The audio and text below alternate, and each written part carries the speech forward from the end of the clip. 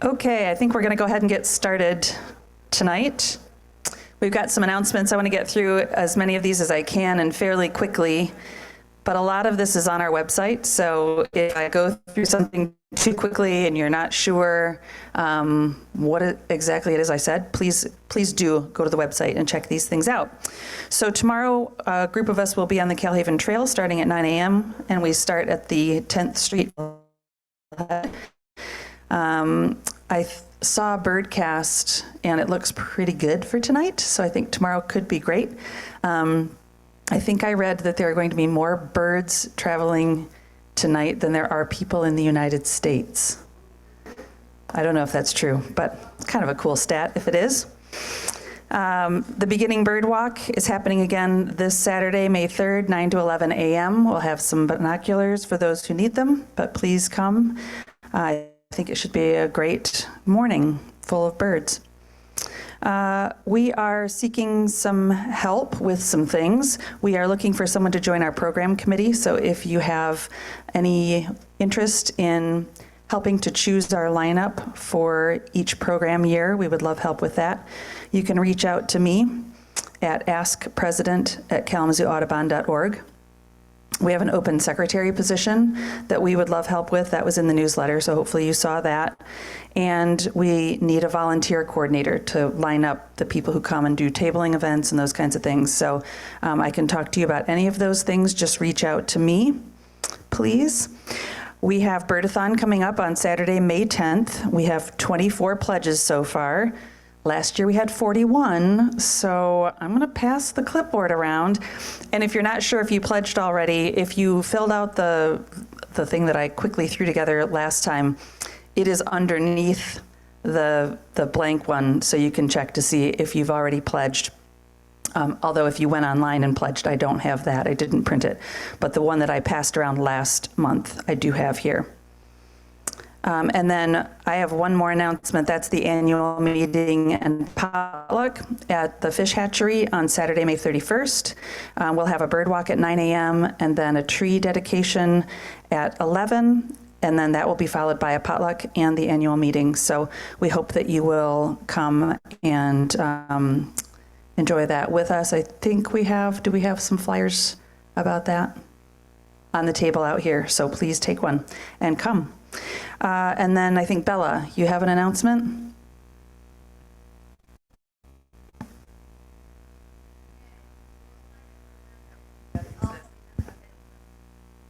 Thank you. Hi, everyone. So come out to World Migratory Bird Day. It's May 10th from 10 to 3 at Upjohn Park.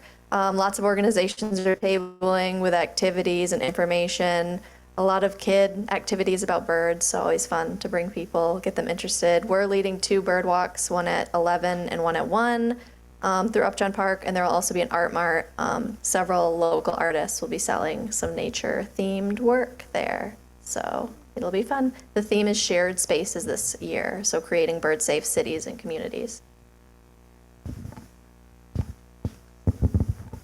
Thank you, Bella. And Gail, I'm going to turn it over to you. Hi, everyone. Great to see you all here on a beautiful day. So to follow up on Bella's announcement about World Migratory Bird Day, I have some flyers. So if any of you, work or frequent a spot where it might be nice to put a flyer up just to inform the community about World Migratory Bird Day, let me know. Catch me after the program, and I've got a bunch of flyers that you could take and post around. We are going to have participate in another event on May 17th. A number of people and organizations, including the Rotary, are hosting an event to clean up the Kalamazoo River. They've done this previous years, and so this year it is May 17th at Mayor's Riverfront Park. So there's going to be a river cleanup, and then that's going to be followed by a celebration. So there'll be music and hot dogs, and different organizations will table. So if you're up for another tabling event on May 17th, I have a little clipboard, which I will send around, and if we get enough volunteers, Audubon can be there tabling as well. So I will send that around, and of course, everyone is hanging on the edge of their seat wanting a peregrine update. So the Peregrine Cam is live stream in case you haven't logged on recently to see that. And we are close to the end of incubation, and I'm expecting we could have chicks any day now. So keep watching that cam and see if you can get a glimpse under those adult birds, and let me know when you see a chick. So anyway, I'm going to turn this back over to Donna, and she'll announce our speaker. Okay, thank you, Gail. I don't think there's anything else unless someone flags me here. Okay, great. So our speaker tonight is Don Poppe. Don manages wildlife populations and state game areas in Allegan, Kalamazoo, and Van Buren counties. He's been with the DNR Wildlife Division since 2014 and in his current position since 2017. Prior to 2014, Don worked for the U.S. Fish and Kirtland's warblers and with banding waterfowl and shorebirds for several years at Shiawassee National Wildlife Refuge. We have the good fortune of having him here tonight to talk about Oak Savanna restoration at the Allegan State Game Area. Welcome.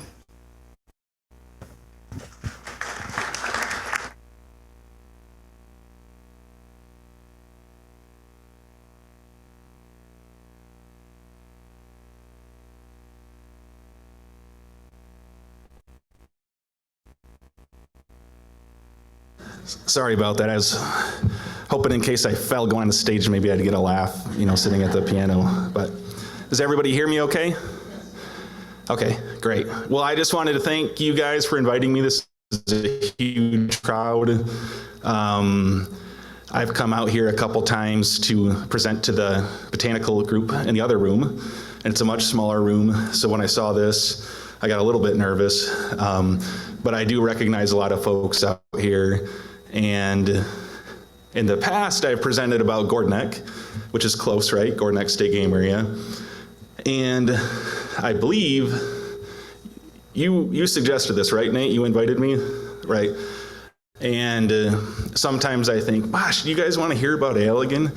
But already this morning, I've talked to several people that, spend a lot of time at Allegan State Game Area. And as somebody that's interested in history, we're fortunate at Allegan to have a lot of old records, letters and things like that on just a number of subjects, because there's a lot of history at Allegan. And I've always been so surprised to see how many people travel from Kalamazoo or Battle Creek to go out to Allegan. So I think it kind of speaks to how special the area it is, how unique it is, and how large it is that it's kind of bigger than just locally in Allegan. It's a big deal in Southwest Michigan. So thanks, and let's go. So how many people have been out to Allegan State Game Area? Okay, that's almost everybody. So if you might be a little bit familiar with this map, it's the largest state game area in the state, managed by the DNR Wildlife Division, which is different than state forests, which are co-managed by the Forest Resource Division and the Wildlife Division. It's got a really unique history that I'll touch on quickly, but if you see this map, we don't have parking lots on there.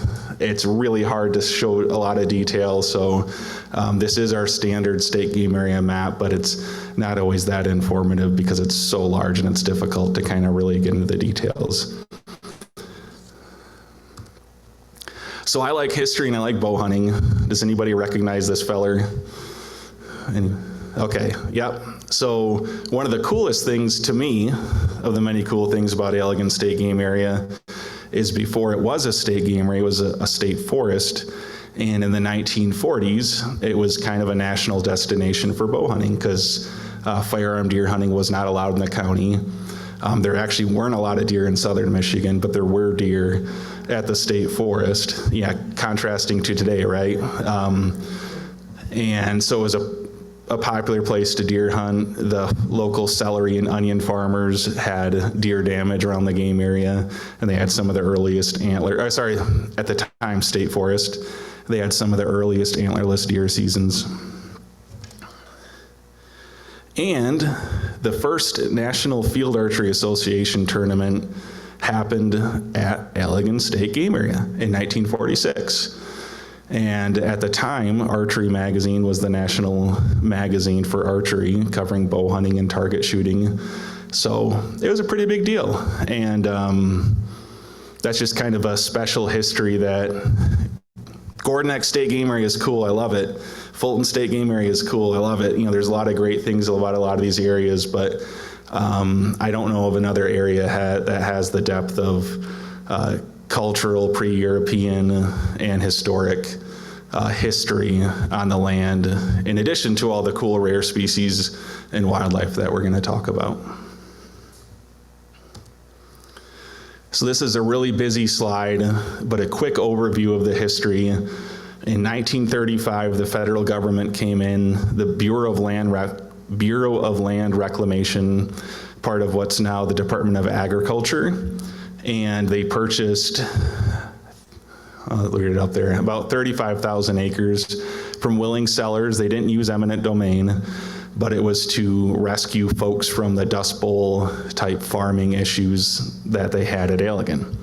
Because apparently a lot of immigrants came to New York in the 1800s and in the early 1900s, and they read an ad in the newspaper that said something along the lines of, "Come to Allegan.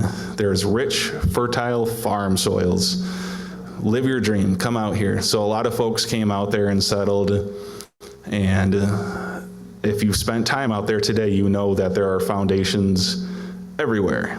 Everywhere there's a red pine plantation, pretty much you're likely to see a foundation. You're likely to see signs of an old homestead because lots and lots of people lived out there and tried their hand at farming.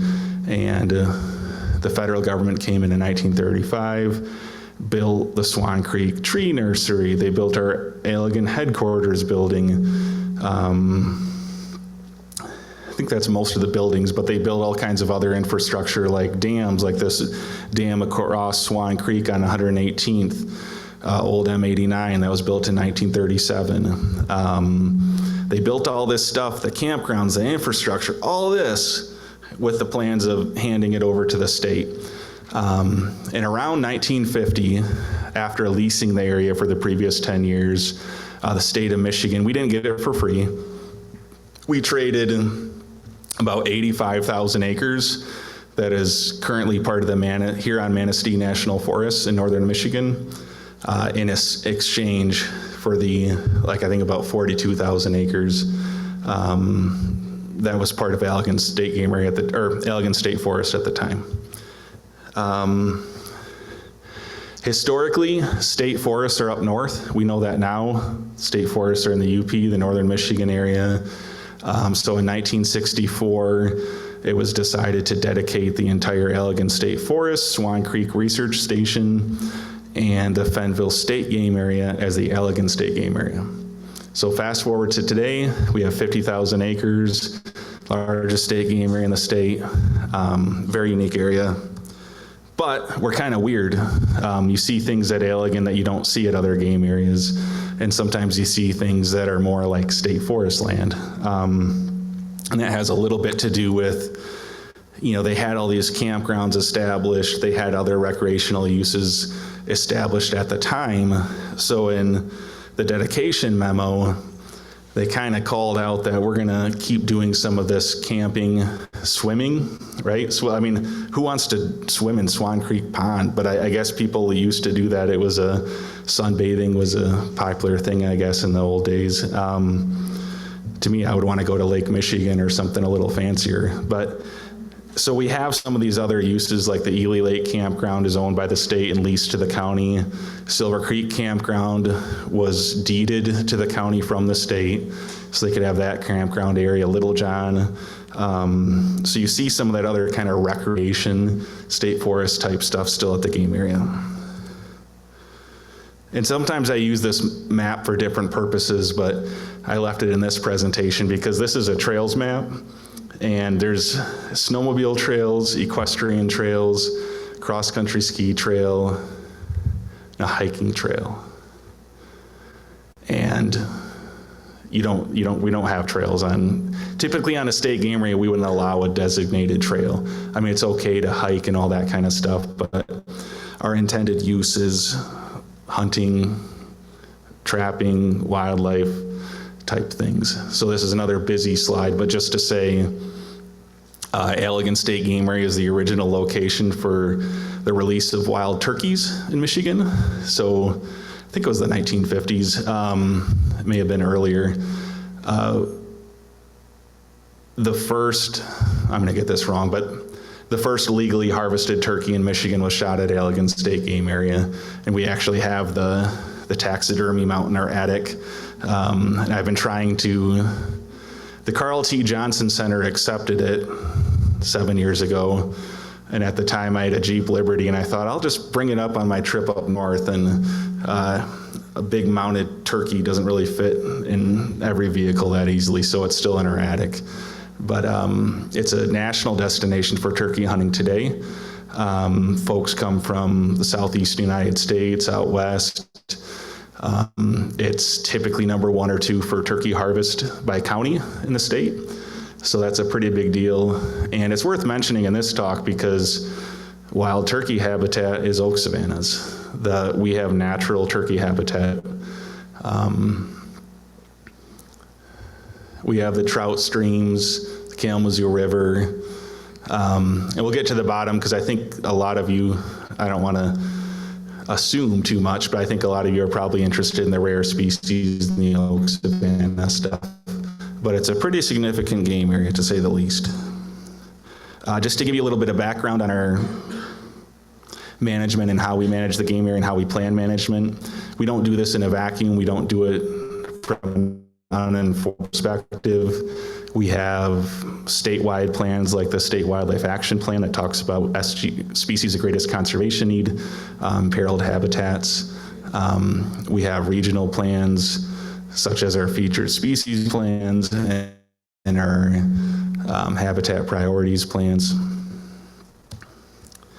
And for rare species, we hire and contract with MNFI, on an annual basis for something or another to do rare species inventories, to do our cover type inventories for the land. So anything we do as far as habitat treatments come from an informed approach. We know what's on the land. We know, I guess I didn't show a picture, but we have all the stand cover types all known and ages of our timber stands and all our cover types in the land. And we know where rare species are.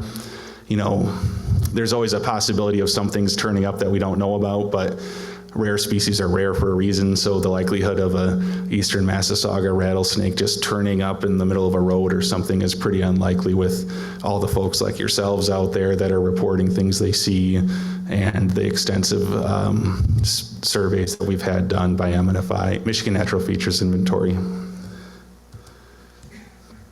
So one big thing about Allegan State Game Area is that it wants to be burned.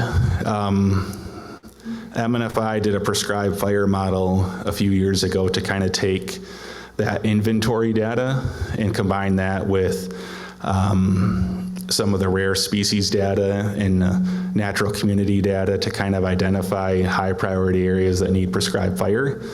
And as you can see on this map, the red is very high, which maybe it's extremely high. The orange is very high. I was a little disappointed there wasn't more of the red, but the orange is pretty good.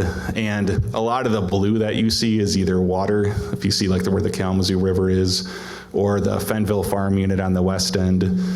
There is a lot of prairie grass, but the inventory data they were using didn't capture that. So it kind of seeing the whole thing as a sea of agriculture, and we don't prescribe burn that kind of stuff. So basically, 59% of the game area, or 29,500 acres, is very high, according to the model, for prescribed fire needs.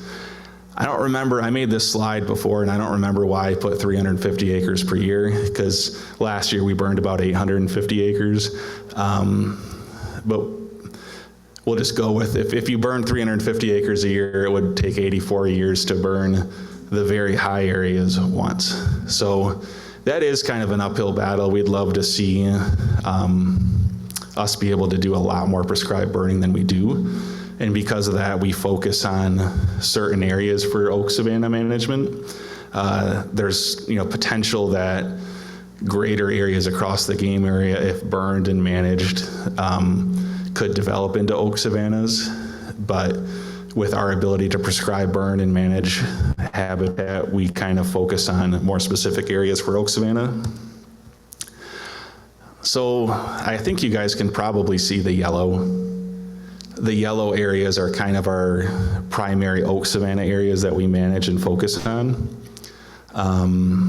Those areas, for the most part, and some of it has Carner blue butterfly. And this kind of shows you a little bit about our featured species approach. A lot of these species are common species like white-tailed deer, for our waterfowl, things like mallards. But we use these featured species because they represent a variety of habitats that a lot of different animals and wildlife can use. So we also have rare species like Carner blue butterfly. So I'm going to kind of talk a little bit more about Carner blue butterfly and use that to kind of go through how we manage Oak Savanna. But I have some pictures. We see this kind of stuff at Allegan too. I just had to include that somewhere. It's scary. I don't know if anyone's seen any of this kind of stuff, but it seemed like a couple years ago there was a rash of like doll heads and weird writing on trees and that thing. And I don't even remember if they were a road or just in the middle of the woods. But apparently I was going through my phone trying to get pictures, just see what kind of pictures I had that I needed to download to my computer, and that was one of them. And I don't know, can you guys see the butterfly very well? Does anyone know what it is?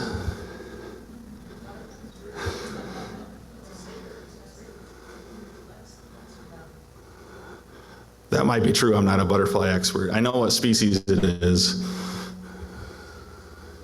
I was curious if anyone would call it a Carner blue butterfly, because when I first saw it and started taking pictures, I thought it was a Carner blue, because I get in the habit of, it's pretty strange for a federally endangered species to feel common, but we are lucky to have so many good areas at Allegan State Game Area, in spite of thinking like, gosh, this isn't really the right time to see a Carner blue, and it doesn't look quite right. And I didn't realize till partway through taking pictures that it's an eastern-tailed blue.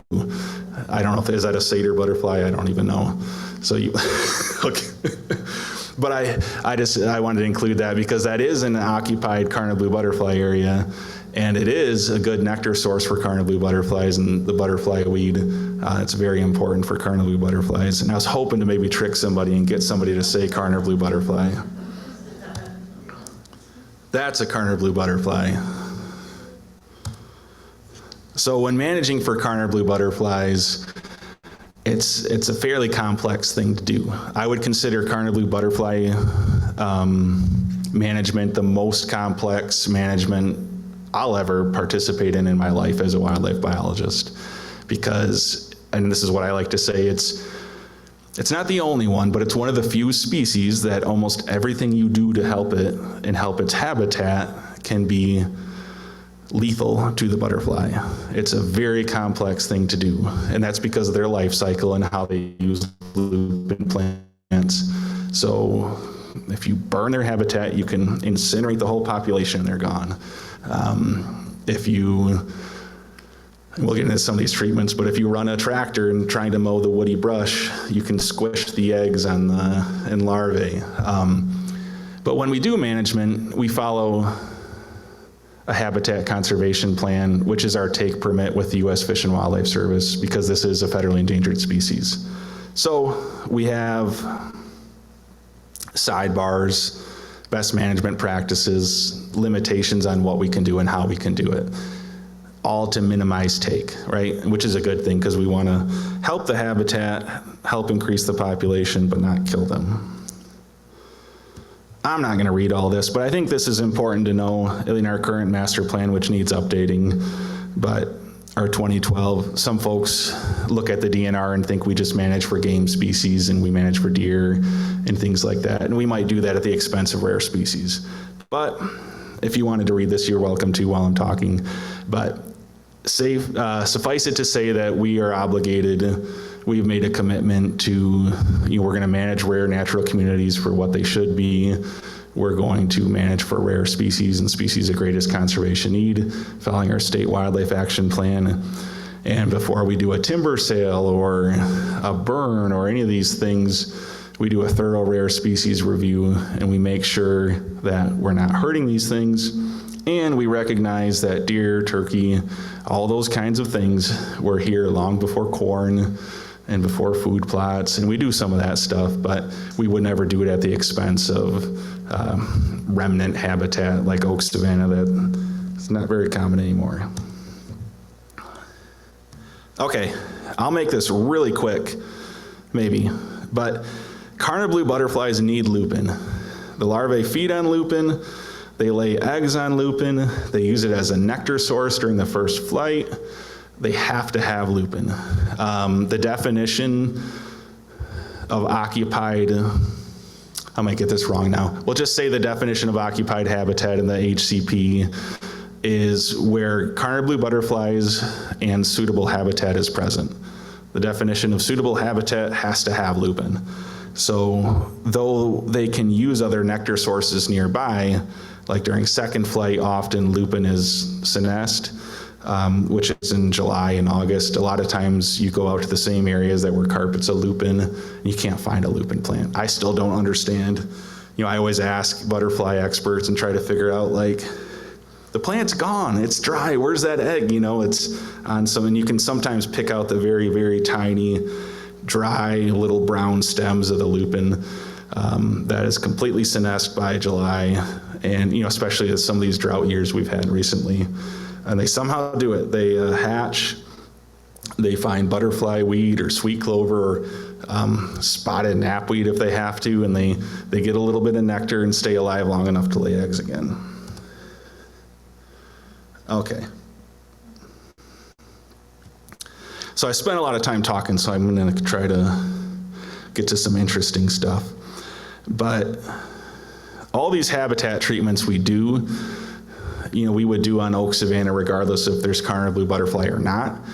The exception is when there's Carner blue butterfly present, we have to be very careful about how we implement these different tools. This is just a pretty picture of lupin in a recently burned area. Really likes fire, it really does.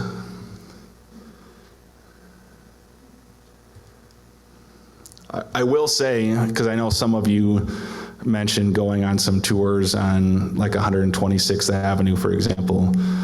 We do have areas that look like this that don't have Carner blue butterflies. They are a very bad flying species. It takes them years to move a couple hundred meters. They're not very good at migrating or emigrating. So we have a lot of suitable habitat at the game area that we're working hard to try to improve connectivity between populations and get some of that stuff occupied. So prescribed burns. These are kind of one of the funnest things we get to do. If we didn't have a good reason to do it, we would want to burn just because it's fun, because we go out with a drip torch. I personally like catastrophic habitat disturbances the most. I like drawing down wetlands and seeing moist soil annual plants respond. Fire, burns everything. Fire pruning the big trees, burning up the brush, consuming the leaves. It's exciting. But it's good. It's good for oak savannas. All those things help plants grow.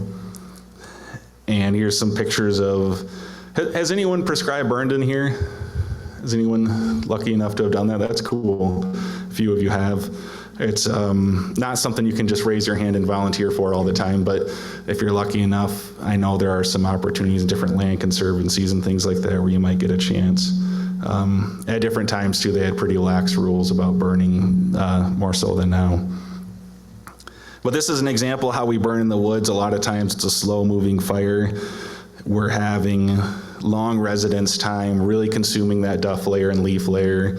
The longer it stays on woody stems, the more likely it is to kill them. So these types of fire are really good for doing that.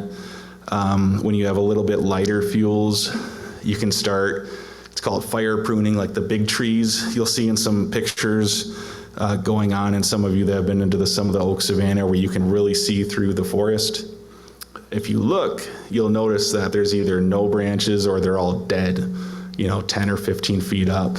And that's the effects of really good fire that's got long flame length and killing those branches. And that's important because when we're burning, we're not often altering the canopy. So we're not going to kill typically we're not, unless you pile a bunch of slash around the base of a big oak tree, you're not going to kill a 20-inch oak tree. So you're not really affecting the canopy. So what we're doing with burning is we're getting the low brush. We're getting that back because that really thick oak brush at Allegan can shade out all the herbaceous plants. But then also, if you look at the branches on a tree, that fire pruning really helps as the sunlight goes through the canopy. That makes a really big difference. And this is the same area as before, but you can kind of see those trees. We actually killed those trees, not on purpose, but I used to always say, hey, like we have burn prescriptions, and a lot of times the fire boss will talk to whoever proposed the burn, like, what are you looking for? And I'll say, like, kill 25% of the oaks would be amazing. That's not going to happen. I mean, oaks are fire adapted. It's really hard to do. And I also always kind of think, well, if lightning struck and it would have happened this way that day, given the humidity and all those things, and the RH and the temperature and the sunlight, then let it be what it would be, because we're mimicking natural disturbance. So I learned a lesson here that we had a red pine plantation that we harvested. There's a lot of slash, and that sat for a couple years. And there was a kind of developed mid-story of oaks that were left after the red pines were removed. And there were some older oaks, like you see here, some bigger trees. But that we burned it in the fall with really low humidity, and we killed big oak trees. We killed 12-inch oak trees. That had to do with the residence time and the slash near the tree and all those types of things. And we quadrupled the Carner population in that area. We didn't specifically burn the occupied areas, but we burned around it. So it worked well in that sense. But I found out you can kill oak trees and kill big oak trees if you have enough fuel around them. That's pretty hard to do. But that's a learning lesson. The reason we might not try to kill a lot of big trees as well is it's pretty common to, when you're managing for oak savannas, shock the system. So when you have a closed canopy oak forest and all of a sudden you just clear everything out, a lot of times we just end up with pen sedge, and we don't get that slow progress of the plants we really want. So I'm just going to give you, if you can see the blue outline, that's the game area. The yellow are proposed burns in 2024. And the red are the burns that we got done. And that was great. Like, honestly, 850 acres last year was probably one of our better years for prescribed burning. And that was a wave we were willing to ride into this year. And the fire officer said this year we're going to get 1,000 acres. We were really excited. And then the ice storm up north happened. And all our fire officers and all our fire staff are up there. And the word we have at this time is that we're not going to probably do any prescribed burning, at least not in the spring, probably through the summer. Maybe there'll be hope for some fall burns. So we're going to, like COVID, we didn't burn. It looks like we might skip a year. But last year was really good. It was really successful. So I'll try to speed up again. I said I'd do that earlier, but I failed to do that. I want to talk about some of the other treatments we do that are really important. Mowing is really important. This is a mulching head.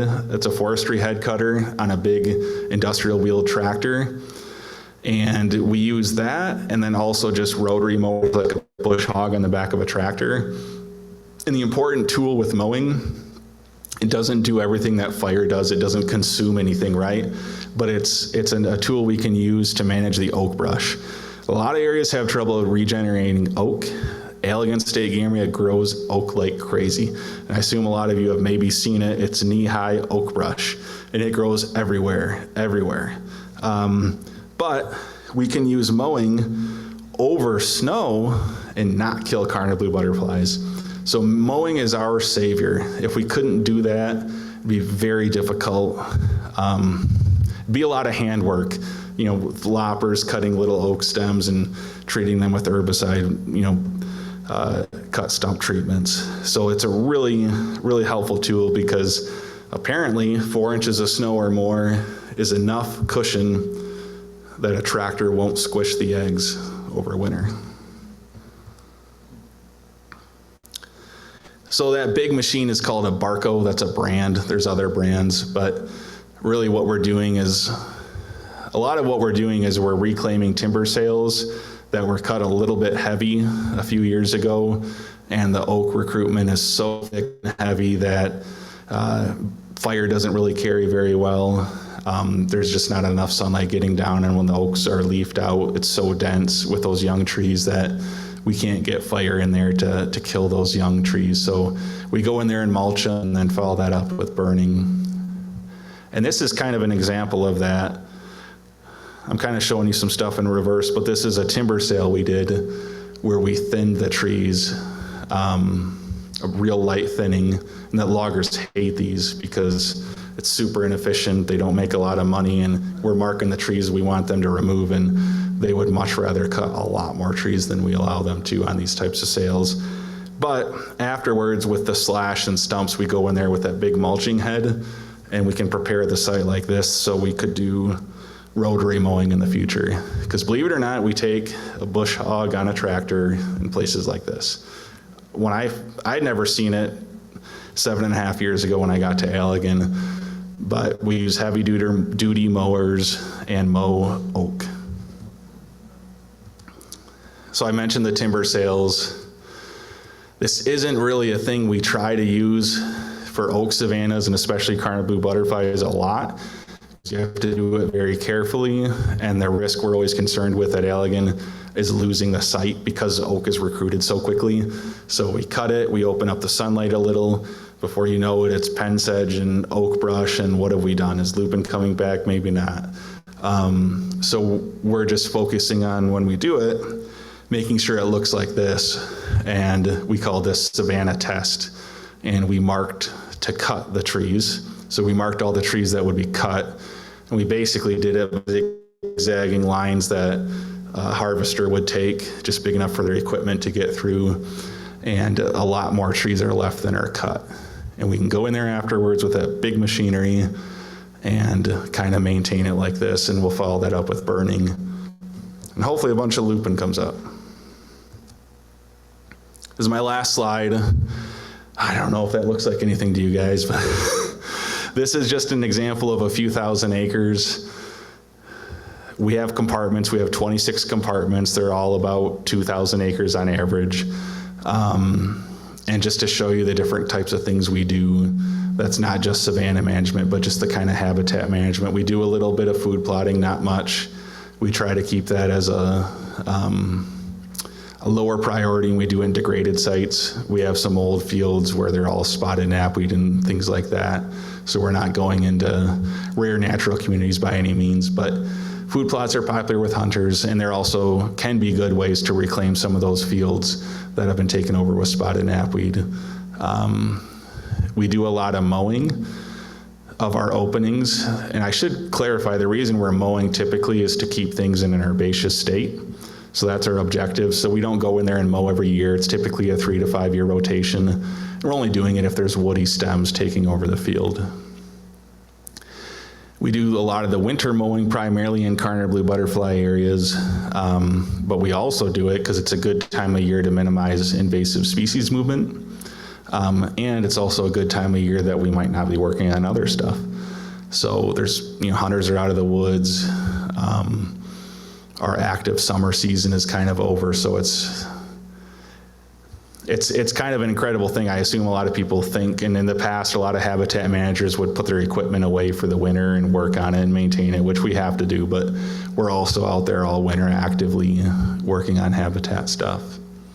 That pretty much sums that. And I don't have a final slide, so we'll leave it at that. But that's the presentation. Thank you.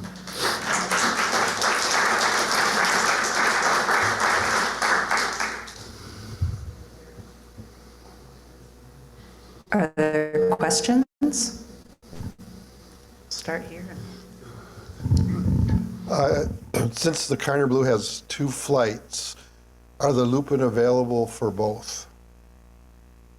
No, not typically. They could be. There's lupin that'll flower later in the shade, and it'll stay longer. But often during the second flight, the lupin is senesced and dried out. So they're relying on things like butterfly weed. And I am not an expert plant person either, but butterfly weed. We have a list. There's 4 or 5 preferred nectar sources, but they're relying on other nectar sources. So honestly, that's the biggest challenge. Most of what we have at Allegan State Game Area, I shouldn't say most, if it's in the forest, we didn't plant it. We planted some of the old fields. If you see some of the rectangle fields that used to be used to be cornfields in the 70s and 80s, we planted some of those. But if you're in Oak Savanna at Allegan, those plants that you see growing are from the seed bank. But in some of our Carner Blue butterfly sites,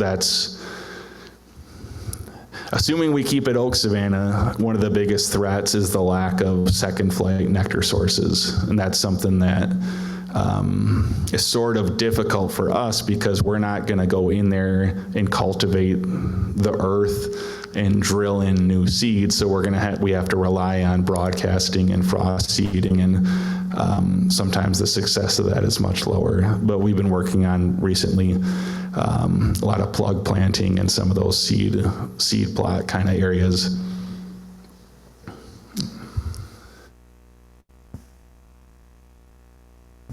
You asked if we've been to the Allegan State Game Area. I've been there dozens, if not hundreds of times, primarily for kayaking in the Ottawa Marsh and also for birding in the farm unit. So I realize it's not the subject of your talk, but could you at least say a little bit about what management you do for prairie bird species?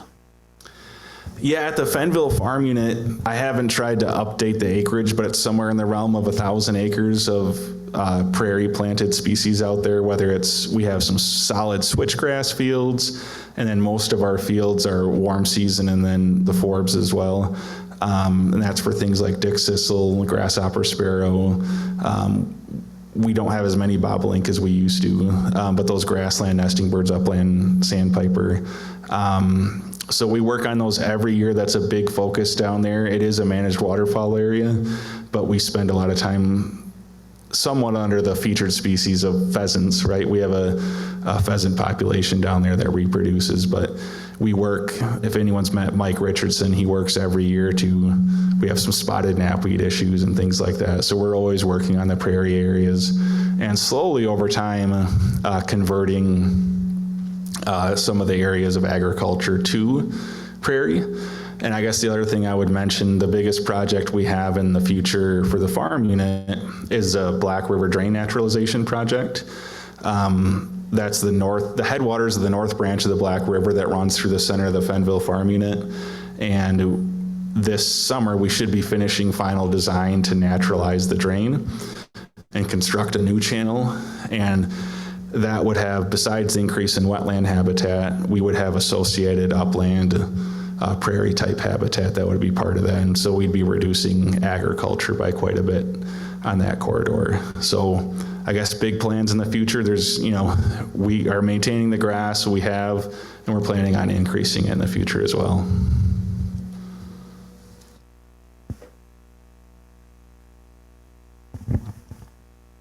After you open up an area, whether it's with burning or mowing or thinning, do you find that you get a massive flush of sassafras?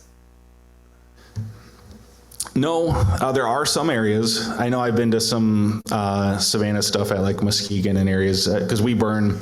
I do prescribe burns and we go around the region, and I know that's something that does happen in some of the savanna areas, right? The sassafras responds really well. And I know we do have some areas, but overall, we have very little sassafras, in most of our savanna areas. So we're lucky, I guess. Yeah, that's good. We have oak. The oak responds really well. Right. Oh, yeah. So you probably, do you have to manage the oaks as well then?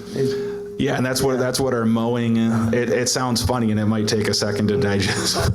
We're mowing native oak seedlings and brush because it grows so well there. And Right. Cool. Thanks. Do you have any bobwhite quail?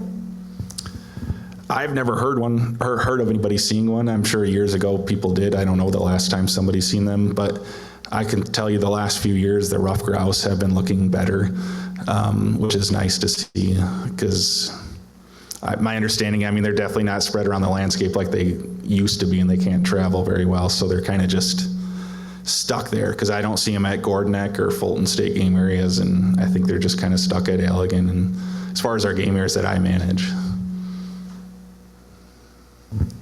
Do you receive any federal funding, and are you in danger of losing it? Because, our billionaires need to get their tax cuts. So I think about half of our funding is federal. We'll start this way. 90 to 95% of our funding comes from hunting license dollars that we use to match for Pittman-Robertson Act dollars, which is the Federal Aid and Wildlife Restoration Act, which is a federal excise tax on firearms, ammunition, bows, arrows, points, broadheads. And that's a one to three match. So for every dollar we get from hunting licenses, we can apply each year for a grant from the Fish and Wildlife Service to get $3.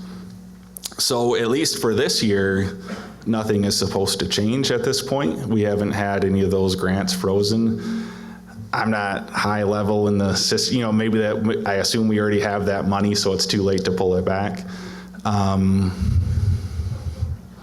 And we don't have any specific, I'm just trying to think of other projects. We have a grant from Eagle to do work on a dam removal project, but it's a state fund. So we're fortunate, I guess, that we don't have any individual federal grants that might have been affected by stuff. And as far as the future, I have no idea. I hope I don't get doged or whatever, but we're trying really hard to manage these public lands for wildlife and for people, and it's a really fun job that we get to do and a privilege. But. Are there fewer hunters? Do I understand that? And is that affecting funding? Yeah, that's a big talking point. There are fewer hunters, but there's still a lot of hunters. There's still way more hunters using the game area than anything else. And it's kind of funny, though we have fewer hunters overall, we know we're selling fewer licenses. Our public lands are not seeing a relief, I guess, from hunting pressure. This year they opened the antlerless seasons, the early and late antlerless seasons on public land, and it had previously been a private land thing because it's a population management thing. It's not supposed to really be an opportunity type of hunt. It's to manage deer populations. And I was taking my son on the youth waterfowl hunt at Fulton, and there's cars everywhere. I'm like, these guys aren't duck hunting. And there was like 7 cars on just a couple little roads at Fulton. And then at Allegan State Game Area, I don't remember the exact date, if it ended January 11th or 15th, but there was a late antlerless season. And every day driving to work, there's still vehicles parked along the roadsides. So yes, the overall license sales are decreasing. However, we're not seeing any kind of decrease on public land hunting use, that's for sure. I assume a lot of people are displaced from private lands that they used to hunt, and they're ending up more concentrated on public land. But I would just say it's a declining thing, but there's still a lot of hunters. The deer hunters are still like 600,000. So that's a lot of people that are still participating in hunting, though it is declining. They're not gone.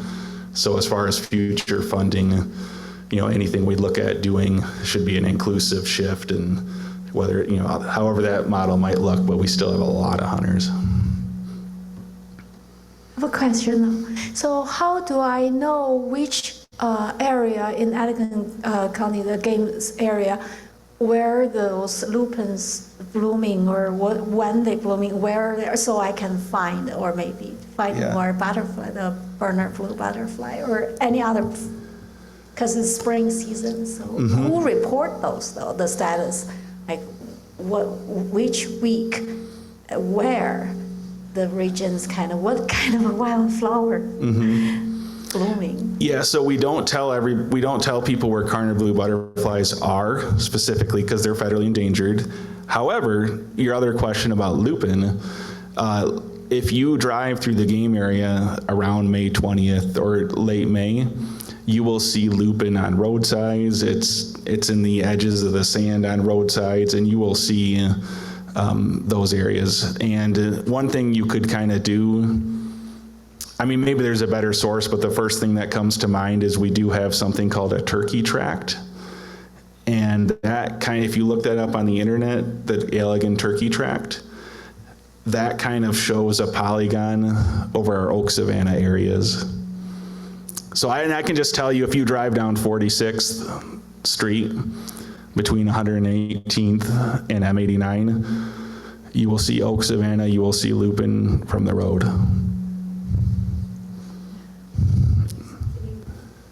I'm breathing heavy in this mic. Can you say the location one more time in case someone was trying to write that down? Just as a simple area, our office is at 46th and 118th Avenue. And if you were to head north on 46th, you will pass through a lot of our managed Oak Savanna areas, up until M89, and then including up and down M89 as well in that area. Those are some of our primary Oak Savanna areas that have been burned multiple times, and you'll see lupin. It's crazy. You try to plant lupin, good luck sometimes, but it grows after the motor grader grows through. It's growing in those sides of the road banks. On a different note, in the summer of 1973, I worked on a fish cover program in Allegan Forest as my summer job in teaching. And the most exciting thing to me, other than being out in the deep forest, was on my last day of work at the end of the summer. I had to quit before the job was over by a week. The guys had a little party, and I brought my fishing pole. They had their party, I went fishing. And the first big brown that I missed, out of the same hole, I caught the second one that was 22 inches. Wow. Which is a good sized brown. Yeah. Remembering where that spot was, I went back the next week and caught the other one, which was 23 inches. Thank you. Yeah, that's a really good point, because I used to be a fairly avid trout fisherman, and in my head there's no such thing as trout fishing in southern Michigan, and I've been kicking myself over and over because I did go on a stream shocking survey with the fish guys, and there's some nice brown trout in Swan Creek, and I understand Bear Creek as well. They plant them in Swan Creek, but it's a good resource there. On the Carner Blue, there's populations here at Allegan, Wisconsin, and New York. Is the Allegan population on the increase in general for the past 30 or 40 years, and how does it compare with Wisconsin and New York's populations? So in general, it's on the decrease. I think throughout the 90s and early 2000s, we did do population estimates based on the distance sampling surveys that were done. Since 2015, we do a little bit different kind of survey methods where they walk transects and they do count the total number of butterflies, but it's a peak kind of count. So it's not really a full population estimate, but it's something we can use as a trend. And we had a little dip a few years ago, and thankfully and there's environmental factors, there's so many things going on, right? We've had droughts and things recently, but at least as a local land manager, I felt a little better recently because the last survey was twice what it was the previous year, so that felt a little better. But overall, the numbers look to be down. Some sites are doing really well. Other sites are much, much lower than they historically were. We don't really know why. We can identify some things, like I talked about, the second flight nectar sources. Things I've read about the populations in New York, they have way more butterflies, it sounds like, than we have. They also have millions of dollars, and they really move them around the landscape. So at least in Michigan, the national forest populations, they do some presence and absence, I think, but they don't have good, to my knowledge, my understanding from the biologist that manages them is they don't really have population estimates per se. So I at least can say on state land in Michigan, we have the most robust and abundant populations. And overall, unfortunately, I think they would be on a downward trend. But I'm crossing my fingers. We're working really hard to switch that.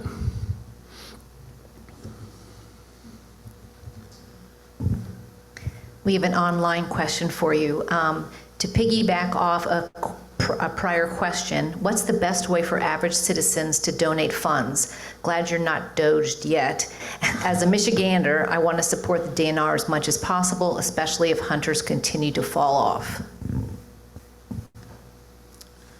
I guess if you're interested in non-game species, that we have the non-game wildlife fund. And I honestly don't know much about it, but you can buy the non-game species license plate.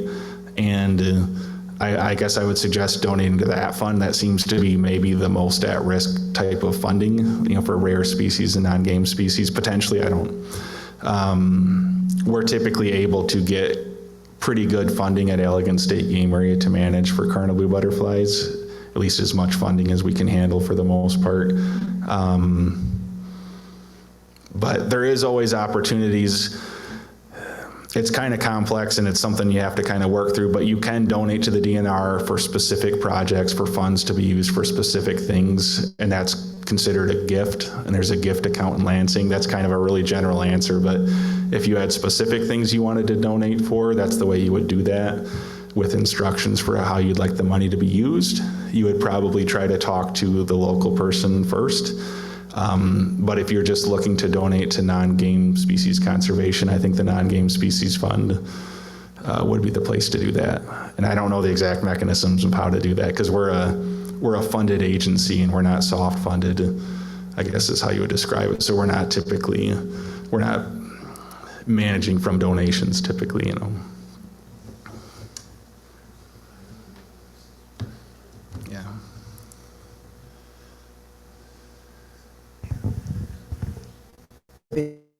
Beginning of your program, you showed a photograph of a man with a deer that he apparently shot. And you said, does anybody recognize this person? Did you tell us who that person was? No, I just quietly heard someone in the crowd say it. So it was Fred Bear. And Fred Bear had the Bear Archery Company, which started in Detroit and then moved to Grayling, and then 47 years ago moved to Gainesville, Florida. But it was the largest manufacturer of bows, arrows, and archery equipment in the world for quite a while, and it was most famously in Grayling, Michigan. And Fred Bear lived in Michigan for a long time, and he's my bow hunting hero and many other people in Michigan. So I apologize for that. Yeah.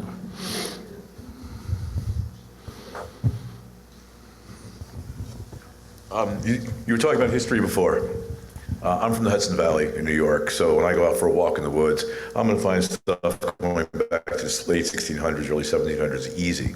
What I did find here in the state game area a few years ago was a linear route that I tried to follow for a while to find out what it was. It turns out it was a narrow gauge railroad that runs from Allegan itself in the village through the state game area and down, supposed to be, to a mill on Swan Creek. Okay, so what do you know about that? I mean, I know it was built in 1875 to supply wood to Chicago after the Great Fire, which also burned West Michigan at the same time. So what do you know about that route itself? Nothing. All I know is... And I want to say that you didn't know, Jake didn't know, Mr. Mills, Mark Mills didn't know. So nobody really knows about what's back there. We have a book at the office that, I don't know if it was a centennial or something in Allegan kind of county history. And I mean, I know like those narrow gauge railroad things, I think a lot of them, like you said, were for lumber and logging, and those exist, you know, on state forest land up north. You can find those quite frequently, and I assume they were just temporary rails for movement of that fiber for that period of time. Is that what you understand?